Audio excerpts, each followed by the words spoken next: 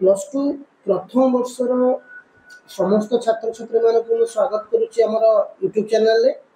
तो plus two प्रथम वर्षर पिला माने आमे इकोनॉमिक्स रो किछि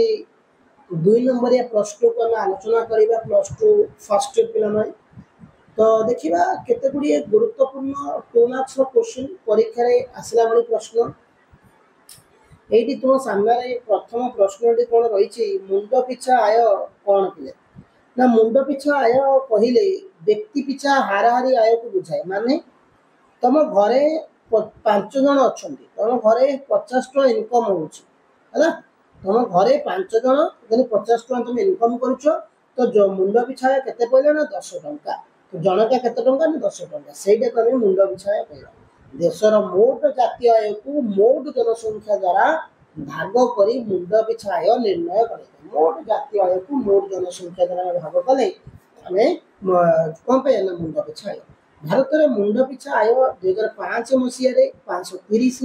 अमेरिका डॉलर थिला उन्नत देश मानकर मुंड पिछा आय भारत तुलना यथेष्ट अधिक स्विट्जरलैंड जन मुंड पिछा आय भारत जन पिछा आय 75 गुण स्वल्प मुंड पिछा आय देश उत्कट दारिद्रता माने हमर जनकर आय होची 530 टका इमेजिन करा 530 टका रे होची हैला तो किंतु स्विट्जरलैंड 75 गुणा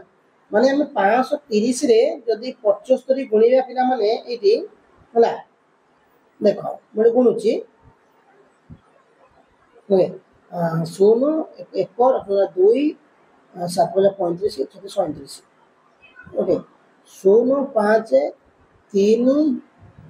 तम पाखापाखि 37 38,000 टंका होची स्विट्जरलैंड रो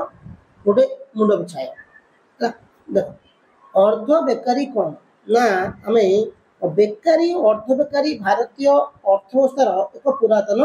लक्षण जते बेले श्रमिक माने पूरा समय निमित्त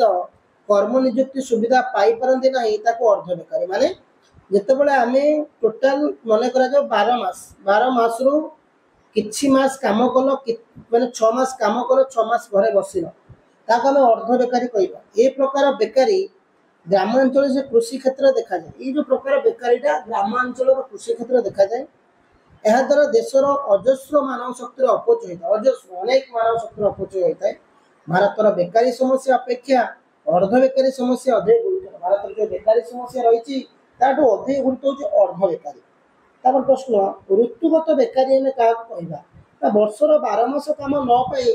कतक निर्दिष्ट ऋतु काम धंदा पाइबा धर जन जी आंब बिजनेस करुचे से आंब टाइम रे करिवो धान कम जे करुचे केवल वर्षा ऋतु रे करि परिवो तो ऋतुगत बेकारी माने गोटे गोटे ऋतु रे काम करिवो अन्य अन्य ऋतु रे बसिबा कि ऋतु रे हम गोटे गोटे ऋतु रे काम पाइबा नाही ताको में कहबा भारतर बहु फसल व्यवस्था बहुल भाव में प्रचलित होइतिबारु अनेक समय चाषी चाष मजूरिया माने वर्षर केतेक निर्दिष्ट मास रे काम करी अन्य मास गुड़िकर बसी था धर किसी निर्दिष्ट मास खरा दिन किसी काम कले लोक वर्षा दिन किसी काम कले शीत दिन किसी काम कले ताको हमें कहबा प्रश्न दैत्य अर्थनीति कहले पहले कौन बुझ दैत्य अर्थनीति कहले कौन बुझ भारत अर्थनीति को दैत्य अर्थनीति कह भारत जो अर्थनीति को हमें दैत्य अर्थनीति कहबा दैत्य अर्थनीति कहले पारंपरिक अर्थव्यवस्था और आधुनिक अर्थव्यवस्था सहवस्था बुझाए पारंपरिक अर्थव्यवस्था और आधुनिक अर्थव्यवस्था सहवस्था बुझाए यही व्यवस्था ग्रामांचल पारंपरिकता सह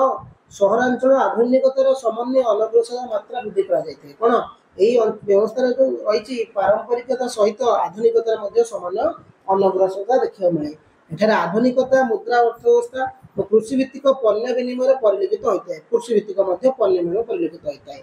तापर प्रश्न हो पिले देखो इकोनॉमिक्स पिला first year plus two channel को नुआ सब्सक्राइब करने में कहीं बड़े नुआ नुआ क्लास में एई चैनल ले पाइबो भारतर स्वल्प संबल स्वल्प नियोजन कोन भारतर प्राकृतिक संपदर परिपूर्ण आमे जानिछे भारत होची प्राकृतिक संपदर परिपूर्ण किंतु हम देश रे जल संपद वन संपद खनिज संपद प्रभृति प्राकृतिक संपद सदुपयोग होई पारन जल संपद होई गला वन संपद होई गला खनिज संपद होई गला सदुपयोग होई पारुनी देशर खनिज संपद देशर शिल्प विकास में नियोजित न होई देशर जो खनिज संपद रहिला देशर शिल्प विकास में नियोजित न होई मुख्यतः रप्तानी उद्देश्य व्यवहार होता है मुख्यतः हमर को उद्देश्य न रप्तानी उद्देश्य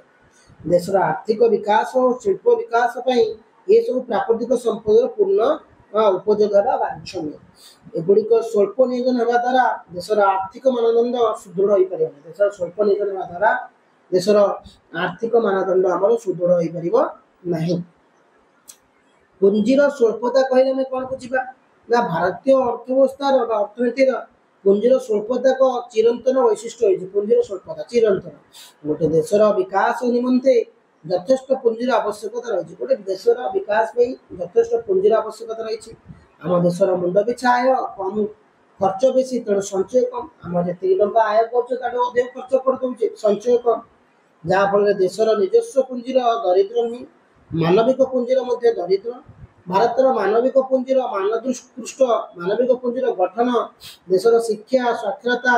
ସ୍ୱାସ୍ଥ୍ୟ, ଗବେଷଣା, ତାଲିମ ସୁବିଧା ଉପରେ ଗୁଡ଼ା ନିର୍ଭର କରିଥାଏ। ତ ଆମେ 6ଟି ପ୍ରଶ୍ନକୁ ଆଜି ପଢ଼ିଲେ। 2 ନମ୍ବରିଆ ପ୍ରଶ୍ନ +2 ପ୍ରଥମ ବର୍ଷ ପିଲାଙ୍କର ଇକୋନୋମିକ୍ସର। ତ ପିଲାମାନେ ରେଗୁଲାର ଏଇ ଚ୍ୟାନେଲରେ ତମର କ୍ଲାସ୍ ହେଉଛି। ତ ଚ୍ୟାନେଲକୁ ନୂଆ ଆସିଲେ ସବସ୍କ୍ରାଇବ୍ ନିଶ୍ଚିତ କରିନେବେ। ଥ୍ୟାଙ୍କ ୟୁ, ଜୟ ହିନ୍ଦ।